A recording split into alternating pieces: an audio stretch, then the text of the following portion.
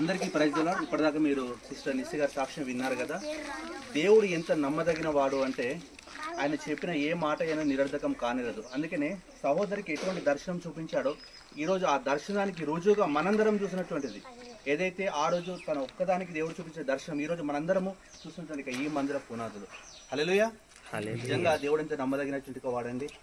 వారిలో ఒంటరి అయిన వాడు 1000 మంది అగును, 1000 మంది బలమైన జనమగును రాయబడింది కదా. ఒక్కరితో మొదలైన ఈ పరిచర్య అయినాడు.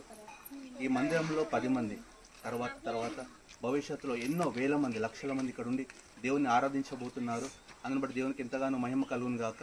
యాకోబు ఎలాగైతే తన చేతి కర్రతో ఒంటరిగా వెళ్ళి 2 గుంపులుగా తిరిగి వచ్చాడో, ఇక్కడికి రామగుండానికి ఒక్కటి వచ్చినటువంటి ఈ సహోదరి ఈనాడు ఇక్కడ ఉన్నటువంటి స్థానికుల ప్రేమను సంపాదించుకుంది, స్థానిక కాపరుల యొక్క సహకారాన్ని సంపాదించుకుంది, దేవుని కృపలో బలపడి ఇంతగా ఎదిగింది. కాబట్టి ఈ సాక్ష్యం ద్వారా దేవునికి మహిమ కలుగును గాక. ఇంకా సహోదరి కొరకు ప్రార్థించండి.